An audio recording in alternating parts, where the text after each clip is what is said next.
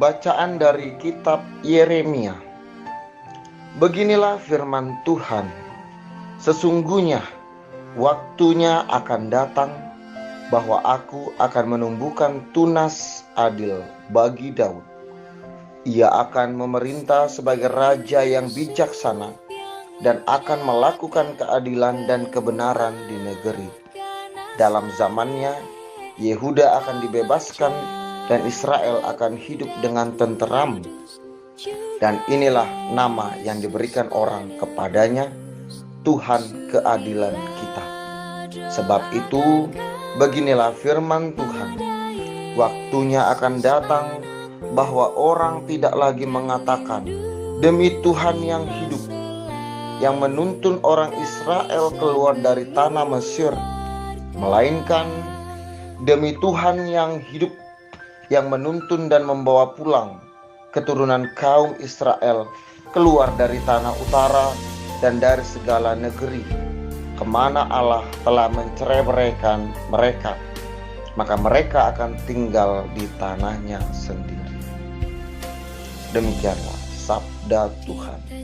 Syukur kepada Allah. Semoga Tuhan beserta kita sekarang dan selama-lamanya. Bacaan Injil suci menurut Matius. Dimuliakan Tuhan. Kelahiran Yesus Kristus adalah seperti berikut. Pada waktu Maria, ibu Yesus bertunangan dengan Yusuf, ternyata Maria mengandung dari Roh Kudus sebelum mereka hidup sebagai suami istri. Karena Yusuf suaminya seorang yang tulus hati dan tidak mau mencemarkan nama istrinya di muka umum, ia bermaksud menceraikannya dengan diam-diam. Tetapi ketika Yusuf mempertimbangkan maksud itu, malaikat Tuhan nampak kepadanya dalam mimpi dan berkata, Yusuf, anak Daud, janganlah engkau takut mengambil Maria sebagai istrimu, sebab anak yang di dalam kandungannya adalah dari Roh Kudus. Maria akan melahirkan anak laki-laki dan engkau akan menamakan dia Yesus, karena dialah yang akan menyelamatkan umatnya dari dosa mereka. Hal itu terjadi supaya genaplah firman Tuhan yang disampaikan oleh Nabi. Sesungguhnya anak darah itu akan mengandung dan akan melahirkan seorang anak laki-laki, dan mereka akan menamakan dia Immanuel, yang berarti Allah menyertai kita. Sesudah bangun dari tidurnya, Yusuf berbuat seperti yang diperintahkan malaikat Tuhan itu kepadanya. Ia mengambil Maria sebagai istrinya. Demikianlah sabda Tuhan. Terpujilah Kristus.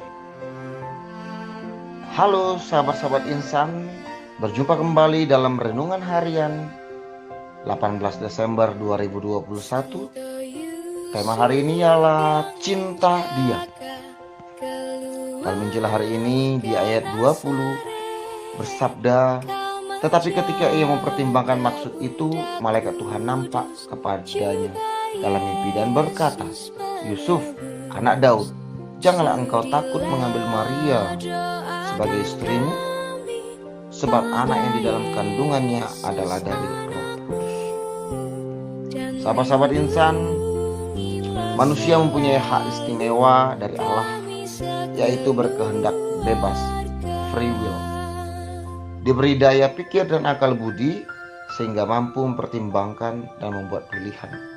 Konsekuensi pilihan itu bisa benar atau salah, bisa berakibat baik atau buruk, berbeda dengan rancangan Allah yang pasti benar dan baik. Dalam bacaan pertama diberitahukan bahwa Allah telah menyiapkan kedatangan Yesus yang diwartakan oleh Nabi Yeremia. Allah melibatkan Maria dan Yusuf dalam penyelenggaraan rencananya itu. Walau demikian, mereka tetap mempunyai kehendak bebas untuk ikut atau tidak dalam rencana tersebut. Semulanya Yusuf tidak ikut, dia ingin menceraikan Maria.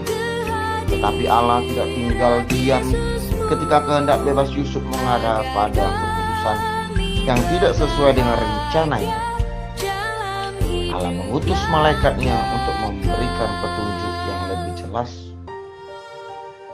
Begitu juga kita mempunyai kehendak bebas untuk mengambil pilihan hidup, sahabat-sahabat insan, tetapi Allah tidak akan membiarkan apabila pilihan kita salah. Dia akan memberikan petunjuk dan mengutus siapa saja untuk memperingatkan kita. Mungkin bukan malaikat secara fisik hadir di depan kita.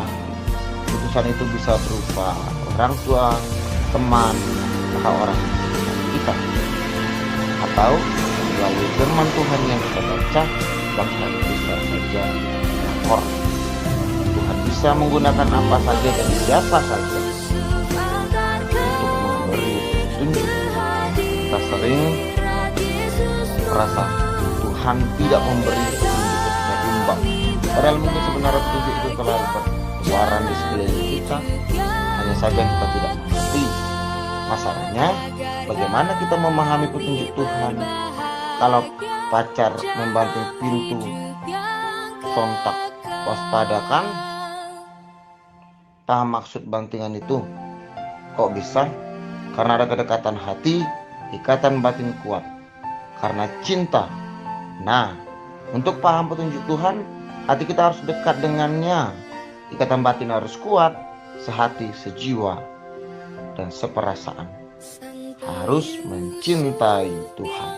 Semoga Tuhan memberkati kita.